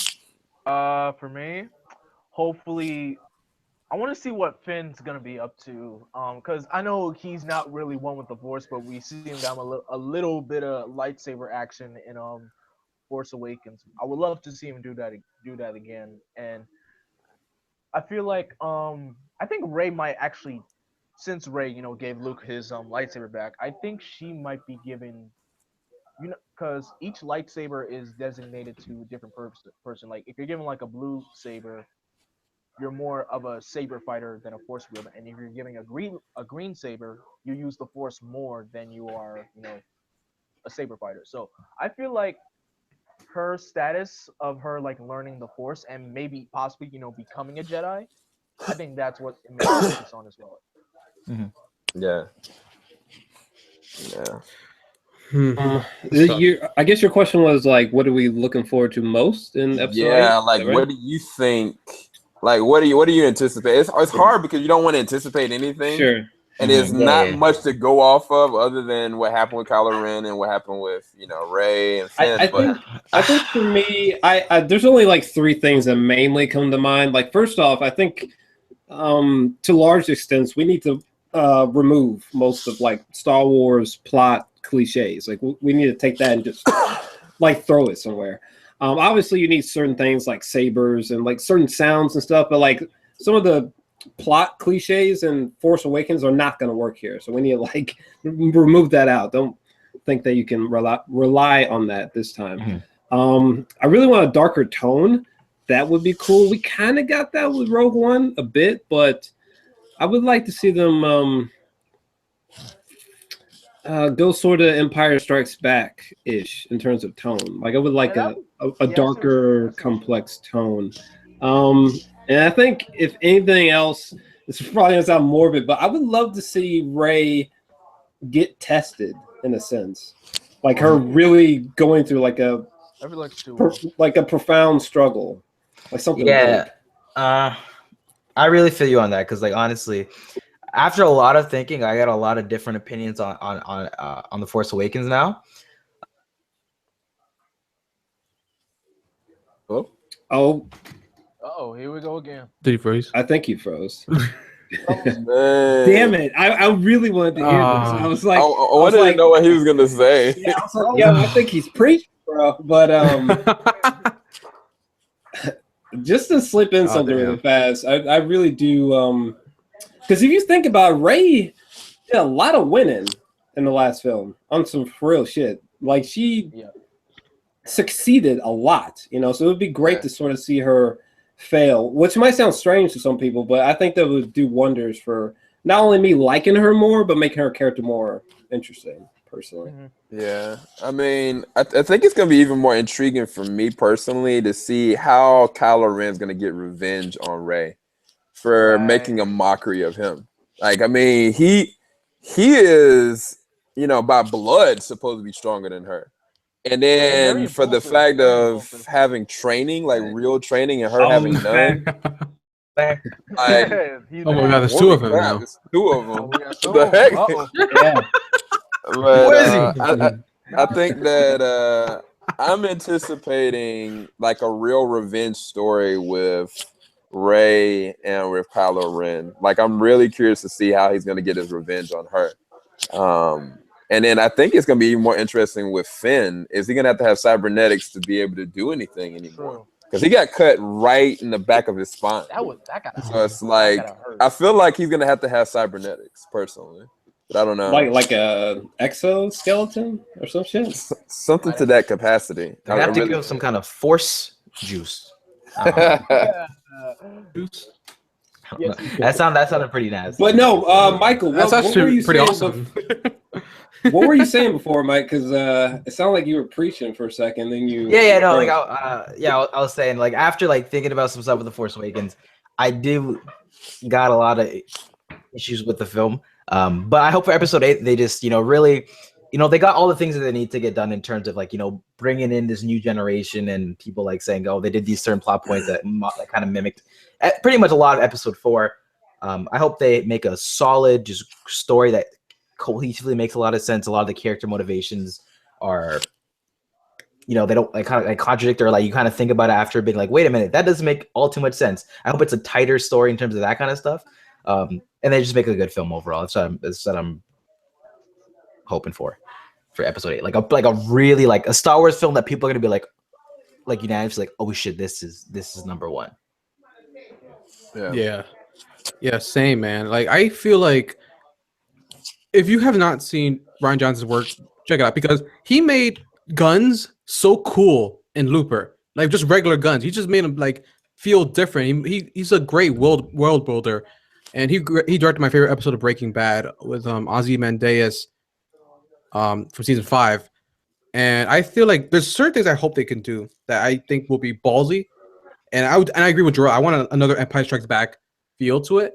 Something I might. It's something that I know they will never do it, and I know that it's not possible. Like I would love to see like Rey, like turn bad, or like because you see her tempted so much in The Force Awakens, and weird way for like Kylo Ren to get like redeemed somehow, even though he killed Han Solo, especially since you know Carrie Fisher's not. I know they already finished filming the movie, but it's gonna be interesting how they're gonna work things out. But I'm so curious, and I think that Finn and Poe are gonna like be in battles together, which is something they kind of set up in Force Awakens, which I really battles dug. are I love like their Yeah. I don't want like space battle. I want like grounded, like Empire Strikes Back, snowy battles. Like I want some old school battles like that. You know. Yeah. So cool to see, especially with Ryan Johnson directing. He knows how to direct action so well. I want him to take a risk because I'm so curious. What is the opening crawl going to be in episode 8? Because it looks like it takes place right after episode 7. You know, that'd be cool. What if they like skip the opening crawl just like Rogue One and then just open it just like that? That's like the trademark. I know it's like it's a sin, but I think they could like make it cool. But I want them to take chances for sure. What if instead of a crawl they just pull some shit like the Flash and the CW shows? Last time on Star Wars. No, I can't do that. The opening crawl goes visibly like the crawl. The crawl should for real just be like it's about to be fucking lit. ... And then like the title comes on. It's going down. For real, that's all you need. That's all you need. Yeah. Exactly it. Shit is going down. ... And then it just actually to be completely honest with you, Michael, I think Rogue One would have actually benefited from like a small recap in a sense. I think that could have been interesting, like seeing something like that, since they decided to just skip the crawl for some bizarre reason. But I think it could have worked, maybe not. It could have worked, maybe. Especially if you read Callus, there's a lot of backstory that's not explained in the movie that much between Galen and Krennic, especially and with Bodhi with Riz Ahmed, him sending him to find Saw Gerrera too. So that I was like, what's going on? But yeah, they should have made an opening credit scene for why the Saw Pop vinyl at Walmart doesn't have hair. Hey, right? When did that? What continuity is that pop from? Well, it's funny because when we first see Saw, he doesn't have hair, and then later on, like his hair just all over the place, kind of like Samuel Jackson in Unbreakable. But that's for another stage. This is the thing. So we're gonna close out with like the user questions. Some of y'all did some user questions. There was a troll in here. I don't want to call him a troll. He you know what I'm saying? He's cool. The dance party, but he just kind of took it a little too far. I had to put him in timeout. So I apologize for everybody in the chat, you know what I'm saying, that weren't able to communicate because of some of the things he was saying. So I'll go through some of the questions y'all wrote down. Let's see. Quaid wrote, what was your favorite part? We went over that question already. Were you expecting Darth Vader at all? Were y'all all expecting him to actually show up in that big a capacity? Or well, not in that sense, but I 100% expected him to be in the film for sure, even if it was for like 5 seconds. Right. Yeah. I mean, I expected it from the trailers. I think even if they didn't show him in the trailers, I still would have like expected him to be in the movie because it wouldn't make any sense. Same. I didn't expect them to have like a full-on battle scene. It was kind of just like at the end of the movie. I thought the movie was done. I was like thinking to myself, I'm like, all right, like let's see how they're gonna wrap it up. And I'm like, oh shit, what up? Yeah, dude. They went in with that scene, man. Oh my god. Best scene of the movie. Oh, this is gonna be a controversial question. So Free Life 116 said, and I mean we never actually explicitly said it, but we kind of gave like our ranking, but some of y'all can say it now. Do you think Rogue One was better than Force Awakens? Hell no. Wait, do I think that Rogue One is better than Force Awakens? Right? Yep, that's the question. No. No. All right, that's a no from Jor-El. Nope. No from Jonathan. I just say it's up there, but it's not. Yes for Mario. That's a yes from FailWhale. Yeah, wait, what was the question? No. I ain't trying to catch no flack. What happened? Yeah, I was arguing with a friend of mine about which one was better, Force Awakens or Rogue One. It's Force Awakens by miles for me, but hey. Yes. These little things. Wait, Anthony, is that a yes and it is, or yes and it isn't? Thing with Jor-El that it's not even close. Like not even close. Like story wise, like storytelling, like J.J. Abrams is the better storyteller than Gareth Edwards. So yeah. I'm so conflicted. So everybody is like, wait, hold on. Michael, did you say yes or you say no?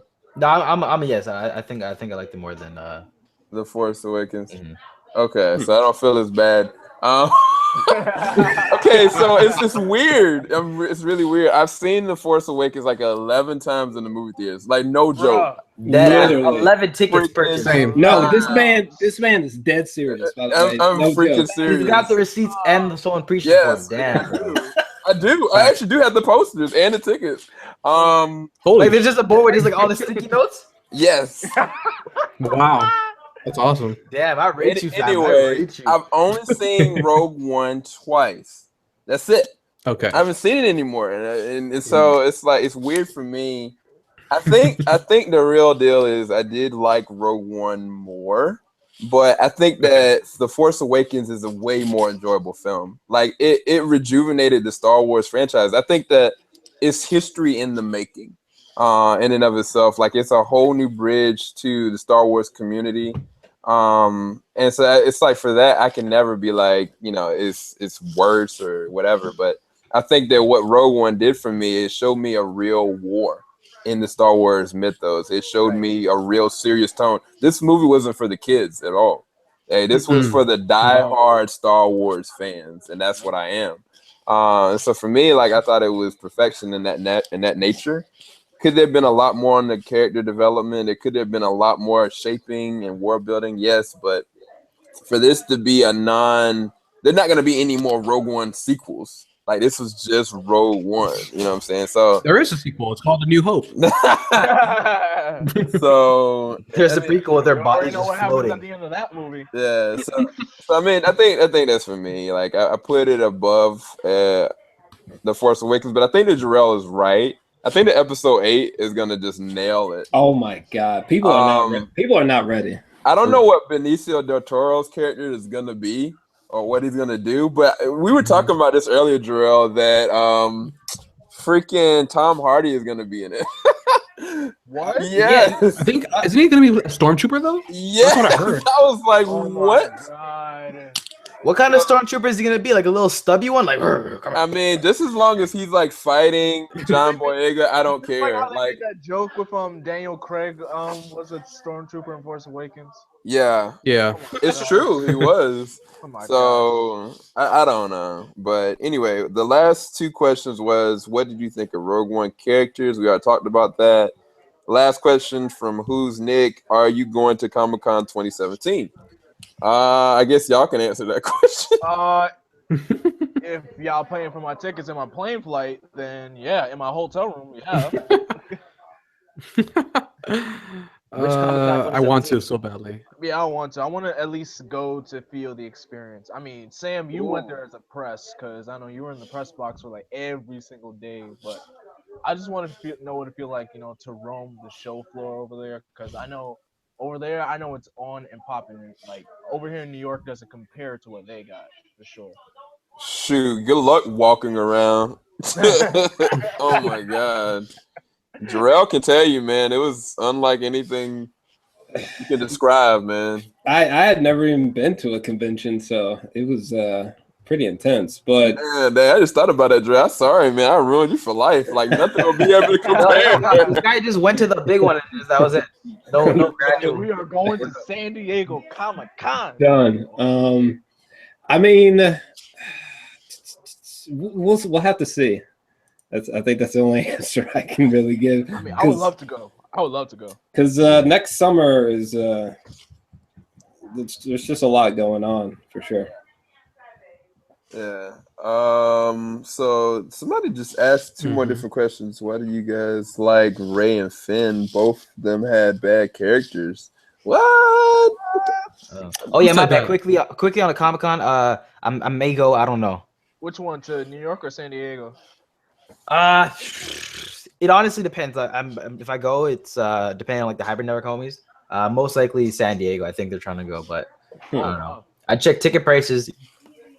Yeah, you should try to go as press, bro. Oh yeah, no, yeah. I think press would be cool. I think plane tickets from Canada, fam.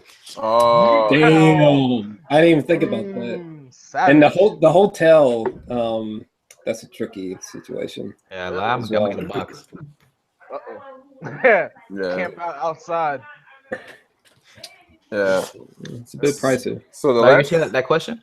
The last two questions are: do you think Rogue One had a better cinematography and better effects than The Force Awakens? This is by Sprite. That's Yeah. actually a really good question. I say yes. To be honest, yeah. Yeah. Because in The Force Awakens, they had that big monster that was chasing Han Solo, and that was obvious CGI. There's not one moment. That was weird. God, that was except the stupid lying detector monster thing that was touching Bodhi. That was the only thing. But yeah, that was only. But yeah, Rogue One's special effects were like seamless. Like the scope of it was just, especially if you've seen it in IMAX. Oh my god. Yeah. Damn, I don't really know. I mean, I think the cinematography is a tie for me personally. There wasn't one. I didn't really think that one sort of just blew out the other one. I mean, they both had things that were like fantastic. They're just literally different environments, literally. So I think it's a tie there. In terms of CGI, I don't really know. They're pretty similar there too. I will say that I think the ships might be rendered a little bit more better, possibly in Rogue One, but yeah, I don't know. It's pretty close. They're pretty close. For me, Gotta get that shield down. Shoot, man. I guess I would have to say I'll give that one to Rogue One. I actually enjoyed a lot of the shots for it, but it's nothing like when Rey and Finn were, in the Millennium Falcon. When I was sitting there looking at it on the IMAX screen, like, I don't know. It's hard. I don't really know either. By the way, this might be controversial, but I'm calling it right now. I personally don't think. I mean, the special effects were great, but I'm telling you right now, it's not winning visual effects at the Oscars. It's not happening. I don't think will probably win. Yeah, it will. What will? Too. Arrival. Nominated, yeah. Probably. But yeah, I haven't even seen Arrival too. Shit. Damn. I know I'm slipping. I'm not even saying I'm not like. Boy. But I mean, because so many people were just blown away. I mean, they were good, but so many people were so blown away by the Tarkin and Leia stuff. But just I don't see that happening personally. I don't know.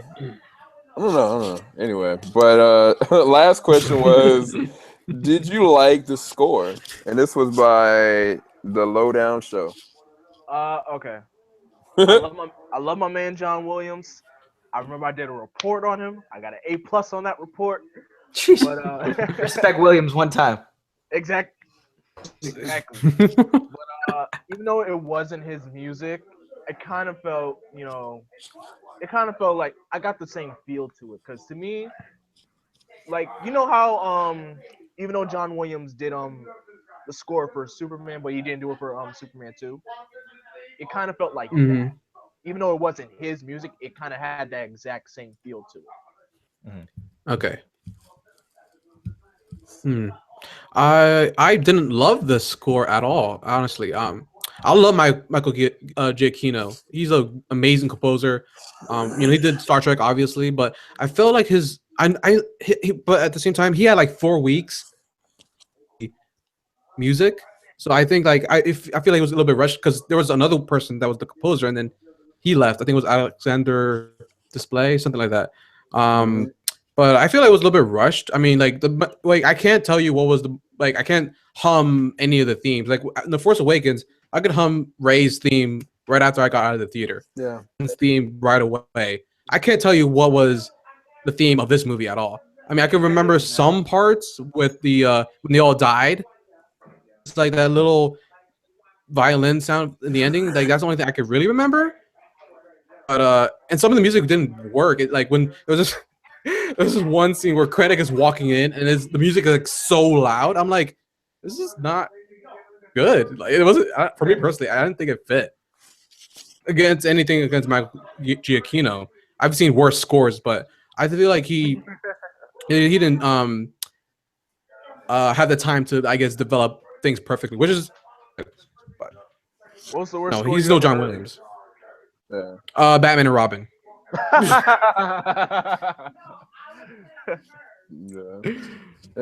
Joel and Mike. This, to be honest with you, the scores for both The Force Awakens and Rogue One, I actually thought were incredibly lackluster. Obviously, they weren't bad given how I rated the films, but I thought the scores were pretty, like, just on their own, were pretty.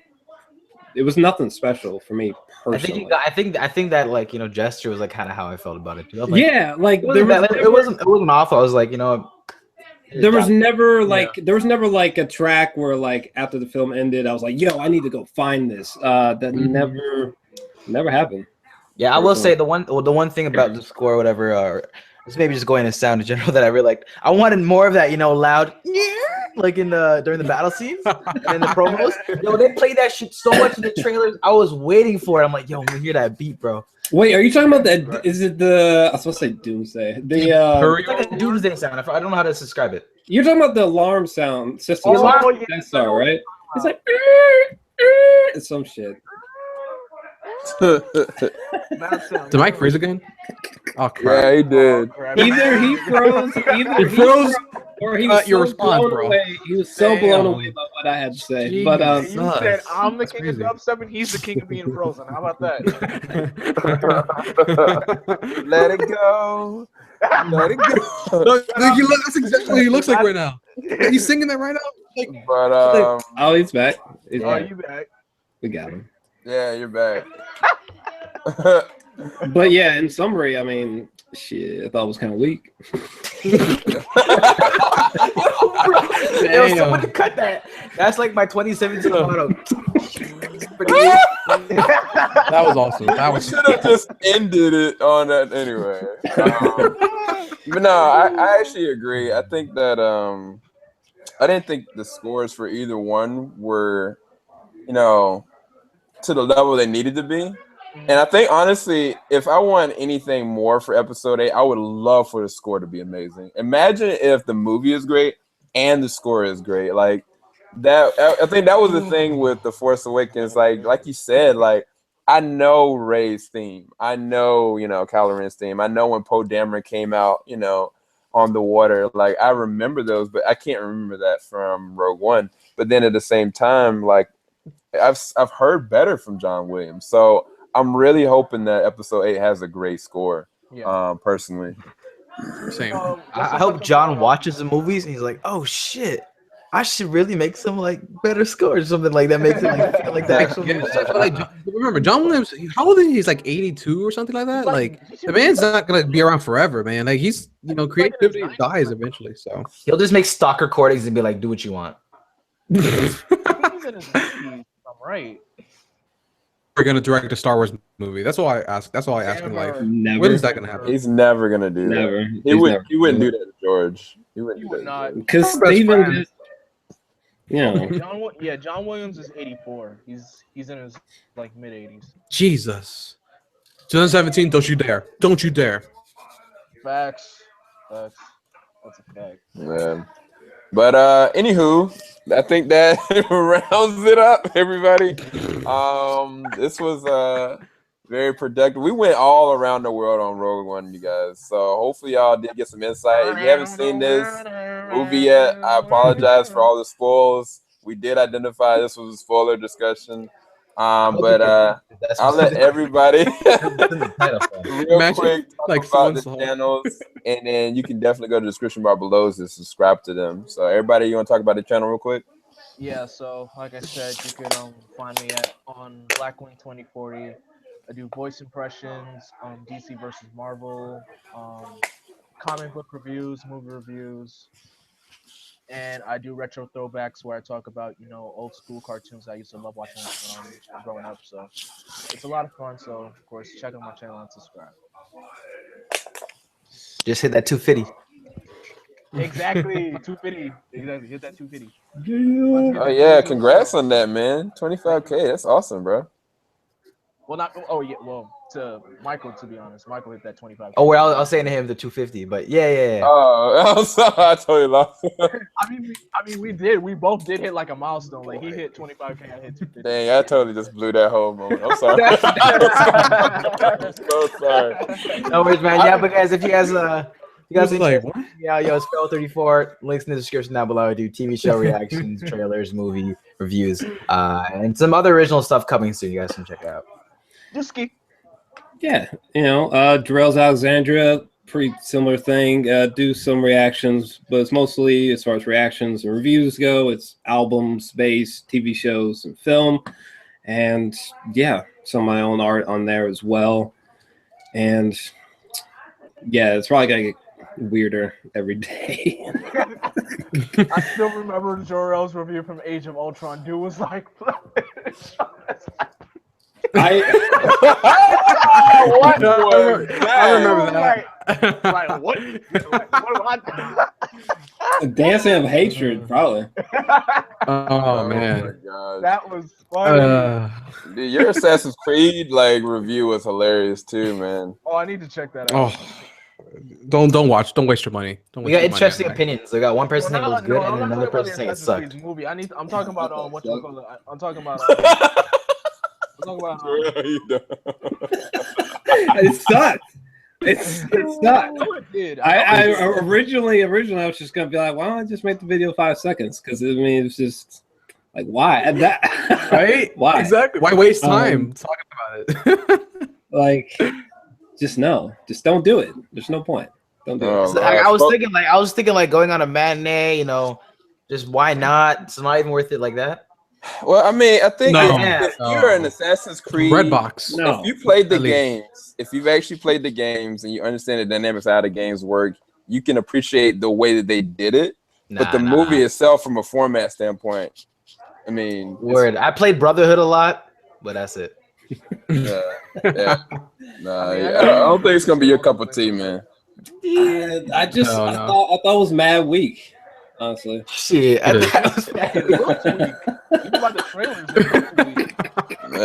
mean, the next movie I'm gonna be trying to watch is gonna be Silence, and Moonlight. Silence and Moonlight, and if I can, Manchester by the Sea. I honestly, now that you mention that, bro, I wish there was at least one more day in this month before 2017, so I could just binge them. I mean, oh man. Gosh, I don't know. Maybe there's some torrents. Maybe shit. I don't know. Hey, Jor-El, we'll talk. Hey, bro, if you found Moonlight or Silence, because I'm dead serious. Once I'm done with those two, that's it. Send me the link. I'm binging Westworld tomorrow, so. Are you reacting? You said that last week, bro. I'm off tomorrow. I don't have to work tomorrow, so yeah. I definitely gotta binge Rick and Morty tomorrow. I definitely gotta binge that. Y'all, you are lucky. Yes. Yes. There's one thing because I gotta do my top list of favorite shows like tomorrow, I think. And I can't say too much about it yet, but I binge watched a show called The OA. Yo, how was that? Oh yeah, mom did she did a review for that.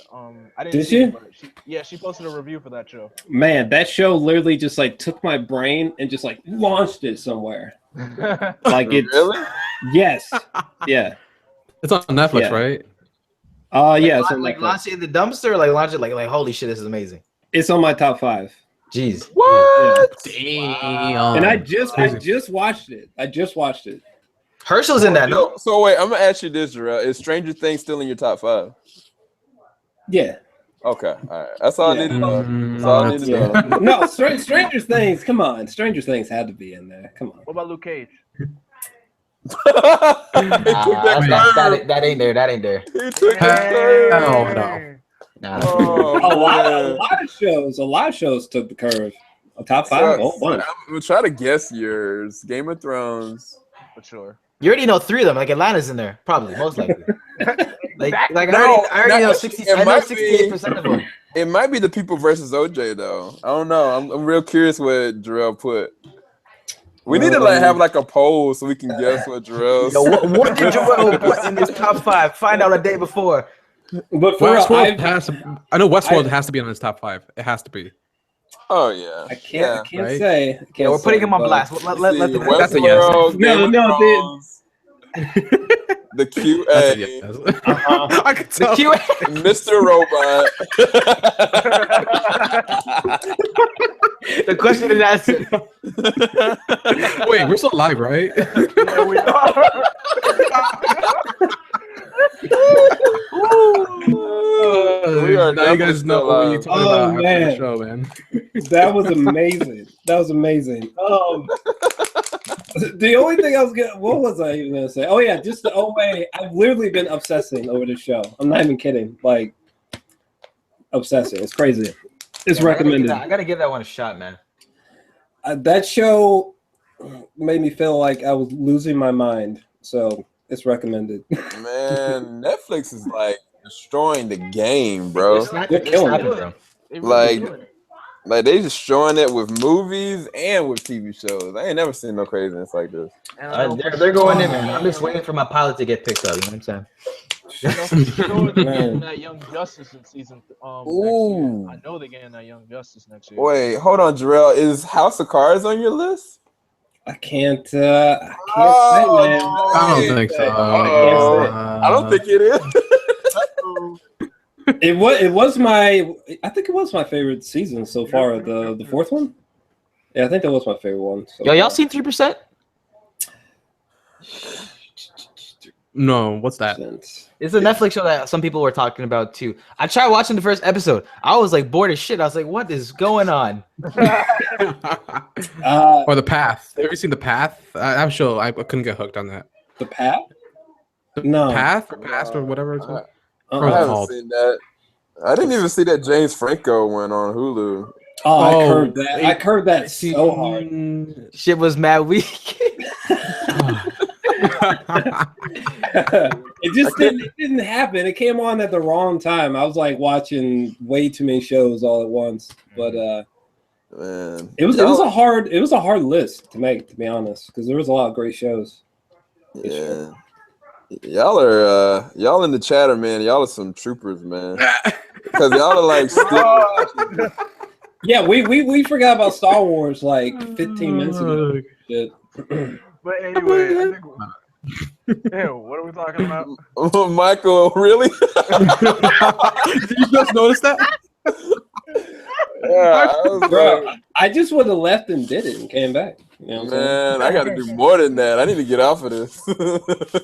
I need to go and take care of some stuff. Dude, why are we still live right now? I don't know. This is after dark, bro. Fine, go ahead, This everybody. is like a bizarre after party or something. See, we normally do this though, Jor-El. Like we normally have these awesome conversations, and we never have them recorded. So, Oh yeah, that's true. That's true. I was waiting for it after. I'm like, yo, guys, I got some fun shit to tell you. Yeah, unfortunately, like people already know like 2 things from my list. So, but you know now, motherfuckers. So there you go. Sneak peek, you bastards. But anyway, All right. Oh my gosh. Well, you guys, thanks everybody for checking out the live stream. If you enjoyed it, please leave a like below and definitely go to the description bar below and check out all these guys' channels. Definitely go and subscribe to their channels if you can. And we will be back when I don't know. What's the next biggest thing, you guys? Logan, I think. nah, Is it Wonder Woman? It's No, Logan. Logan's March. Iron Fist is March. Oh yeah, and Power Rangers. We got Power Rangers. Yeah, those are all Marches. Forget the Power Rangers. Forget that. Yeah, I feel like there's something we're missing that's It's sooner. something. I feel like there's something that's sooner. I don't know. I could be wrong. It's got to be something. We got Logan coming first. That's for sure for first superhero movie. So Yeah. Logan is March the 3rd, right? Yeah, March 3rd. And then after Yeah, I don't know if you just meant shows or films, because I was just about to say Walking Dead is about to be back real quick. Yeah, in February, right? Yeah. and Flash Arrow. Yeah, Flash will be back. I forget Flash. All those CW shows will be back. Shoot, I don't know about y'all, man. I've been enjoying my non-reaction life for a little while. Have you? Yes. I've been enjoying not reacting to a thing, just chilling. I still got to upload a couple reactions, actually. But anyway, you guys, we got to go.